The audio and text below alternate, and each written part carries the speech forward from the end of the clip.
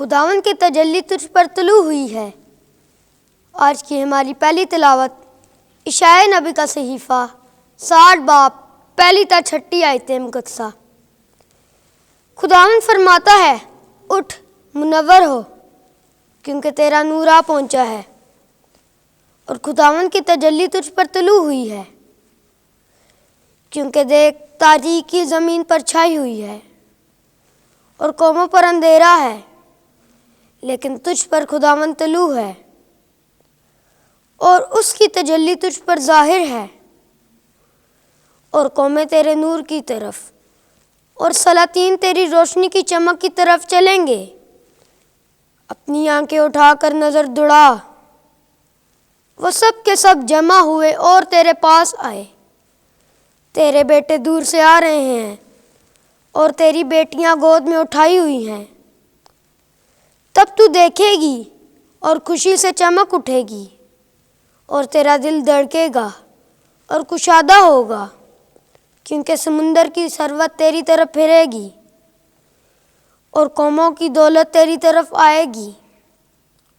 اونٹوں کی کثرت تیری طرف پھیلے گی، یعنی مدیان اور ایفا کی سانڈنیاں، وہ سب سبا سے آ کر سونا اور لبان لا رہے ہیں۔ وہ خداوند کی ہم کے مبشر ہے۔ پاک کلام کے پڑھے اور سنے جانے پر خدا کی برکت ہو۔ زبور 71 جماعتی جواب۔ اے خداوند، سب قومیں تجھے سجدہ کریں گی۔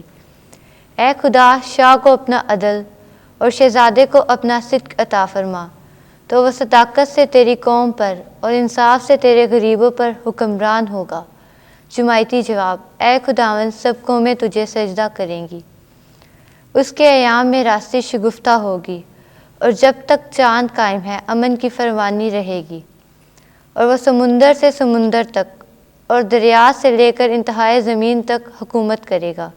جماعتی جواب۔ اے خداوند، سب قومیں تجھے سجدہ کریں گی۔ شاہانے ترشیش و جزائر نظریں گزرانیں گے، شاہانے عرب و سبا ہدیے لائیں گے، اور تمام بادشاہ اس کو سجدہ کریں گے۔ سب قومیں اس کی خدمت گزاری کریں گی۔ جماعتی جواب۔ ہے خداوند، سب قومیں تجھے سجدہ کریں گی، کیونکہ وہ محتاج کو جب وہ فریاد کرے اور غریب کو جس کا کوئی مددگار نہ ہو چھڑائے گا۔ وہ مسکین و محتاج پر ترس کھائے گا اور محتاجوں کی جانیں بچائے گا۔ جماعتی جواب۔ اے خداوند، سب قومیں تجھے سجدہ کریں گی۔ اب یہ کشف کیا گیا ہے کہ غیر قومیں بھی ہم میراث ہیں۔ ہمارے لیے آج کی دوسری تلاوت مقدس پالوس رسول کا خط افسیوں کے نام 3 باب 2 تا 3 اور 5 تا 6 آیت مقدسہ۔ اے بھائیو، تم خدا کے اس فضل کی مختاری سے آگاہ ہوئے ہوگے جو تمہاری خاطر دیا گیا، کہ وہ بھید مجھے انکشاف سے بتایا گیا۔ چنانچہ میں پہلے اس کا مختصر بیان لکھ چکا ہوں، جو اگلی پشتوں میں بنی آدم کو اس طرح معلوم نہ ہوا، جس طرح اس کے مقدس رسولوں اور انبیوں پر روح سے اب ظاہر ہوا ہے، کہ غیر قومیں مسیح یسوع میں انجیل کے وسیلہ سے ہم میراث اور ہم بدن اور وعدے کے ہم شریک ہوں۔ پاک کلام کے پڑھے اور سنے جانے پر خدا کی برکت ہو۔ خداوند آپ کے ساتھ ہو۔ انجیل مقدس متی کے مطابق اے خداوند تیری تمجید ہو۔ 2 باب 1 آیت سے 12 آیت تک۔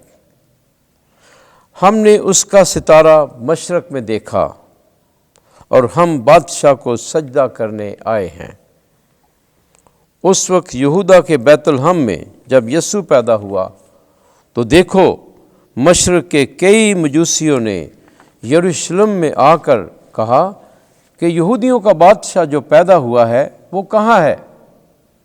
کیونکہ ہم نے مشرق میں اس کا ستارہ دیکھا اور اسے سجدہ کرنے آئے ہیں۔ جب ہیرودس بادشاہ نے یہ سنا تب وہ اور اس کے ساتھ تمام یروشلم گھبرایا۔ تب اس نے سب سردار کاہنوں اور قوم کے فقیہوں کو جمع کر کے ان سے پوچھا کہ مسیح کہاں پیدا ہونا چاہیے؟ انہوں نے اس سے کہا، یہودا کے بیت الحم میں، کیونکہ نبی کی معرفت یوں لکھا ہے کہ اے بیت الحم، یہودا کی سرزمین، تو یہودا کے رئیسوں میں ہرگز کم ترین نہیں، کیونکہ تجھ میں سے ایک حاکم نکلے گا جو میری امت اسرائیل کی گلہ بانی کرے گا۔